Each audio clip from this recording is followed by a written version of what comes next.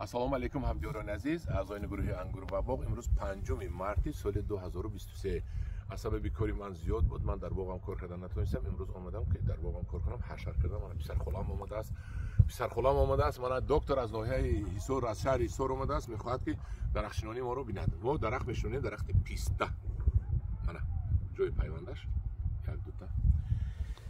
Va чикер ма писаро мешунам ва шумо нишон медиҳам. Ҳоли бо навор мегирем, бодомро нишон медиҳам, зардолро нишон медиҳам. Мо мана чуқури кандем. Чуқури 60 дарораш 80. Бо мақсади он ки мо дар оянда ҳамин зери дарахтро 3 сола ғизояшро тием, мо дар қисми аввал агар мо амафос медоштем хуб мешуд, бе амафос мекорем. Дар қисми аввал як сатил поруи кӯҳнаи сипсиё. Мана пори ки мана خاک است بزن بس قریب یک ستیل پرو ریختیم از بالایش من همجا ما کنده بودیم یک بیل اول رو در اینجا موندیم قسم بالای زمین رو موندیم از بالایش قسم بالای زمین رو میپرتیم که ریشه ما در بالای پرو شد خوب نرود چون که باید سوزاندنش ممکن به هر حال احتیاط میکنیم انا اکنون ما پیسته رو میشنونیم و در 4 بیل خاک یک بیل پرو میریزیم پرو رو یک بیل تا اینجا ریخته عرالش کن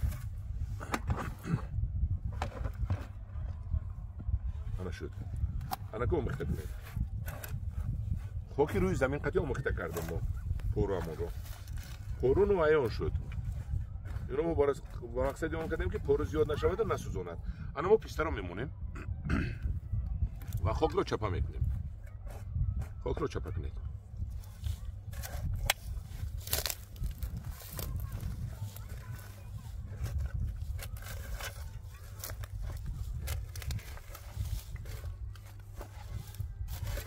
خاک رو زمین دیگه ترشته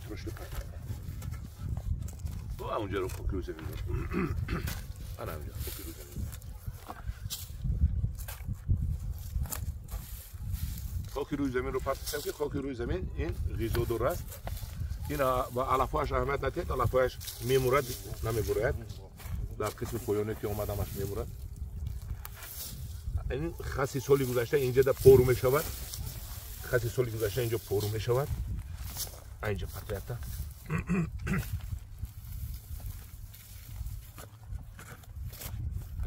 علف سالی گذشته رو ما درام کرده در بخی انگور مونده بودیم انا شد انا که بازی سون میزنیم کمتر خوب دیگه پرتو که راست شود آبای طرفش انا این علف بسیار خدمتی زور میکند ماما علفی کهنه پوسیده مانا انا بعد از بالایش من پوری سویج میپرتم پوری سویج پرتم اینجا این مردک هم یک از دهقانای بزرگ به هر حال خوشم میباشد من این پوری سویجی دیدید باید دیگه پرتم اینجا شد پوری سویجی در قبط ریشه پوری سویجی نرفت آب رو ریز سویجی که 2-3 ماه بوده این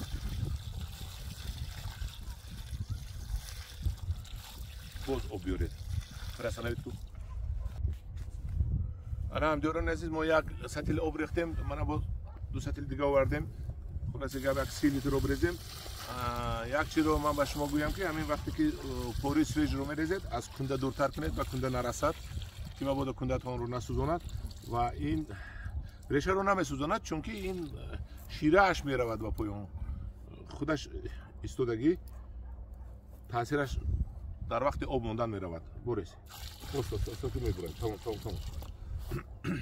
من دیدید که ما آب رو پر کردیم همین آبی ما تا آخر حاضر اینش هم تمام شود بو میریزیم چون که ایوای 80 سانتی متر ما آب رفتنش در کار تو ریشه همش تر شدنش در کار انم خیلی حاضر آب تمام که شد ما حتما با آب میریزیم بزرگ انا همدیاران عزیز ما 2 سطل آب رو ریختیم رفت من از سیم ستیلش رو میریزیم.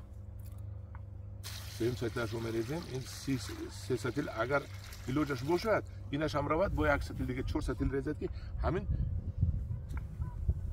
چخور شما کشیدگی پر از آب سیر شود، پر شود. بعد به حضور به ملال بعد میگردیم تا آخر بهار که باران زدن گیرد اینجا نم ایستد. همدارون عزیز من آرزو دارم که همین تل و تپه های گردی وطن من، گردی زادگاه من، گردی همه ولایت ها، چه خطلان و چه کلاب و چه وادی های حصار و همه پر از پیسته‌زار شود و با همین مقصد ما همین سال پیسته رو به تاجیکستان وارد کردیم. حاضر من پیسته های خودم رو میشنونم یک 10-15 دانه زیادی کرد کدام میخوای اگر وقف کند میگیرد. همین ارزوی من که پیسته‌زار بسیار شود، هم تل و تپه هم پیسته‌زار شود به مانند ترکیه که پیسته در وطن ما 30 سومون شود، 20 سومون شود. پیسته بسیار میوه خوشخور است، میوه فایده‌ناک است. خلق ما از پیسته خوری سیر شود و صادرات کنیم. 1 کیلو پیسته $10 صادرات کنیم که صادرات پیسته نظر به دیگر میوه ها 10 چند مرتبه قیمت است. الان خیلی همدیاران عزیز من به شما پیشنهاد ها میکنم. حاضر من چی دارم؟ چهارمغز چند لیر دارم، چهارمغز ها کنید. انگور رید گلوب دارم، انگورام میشنونم. حالی انا همدیاران عزیز در پناه خدا باشید، با گروه انگور و باغ باشید. ولی من زردالو بادام میشنونم، زردالو میشنونم و باز به شما انگور میشنونم و باز به شما تکرار به تکرار نشان میدم که چه خیلی شنودن در کار. خدا در پناهش نگاه دارد شما را.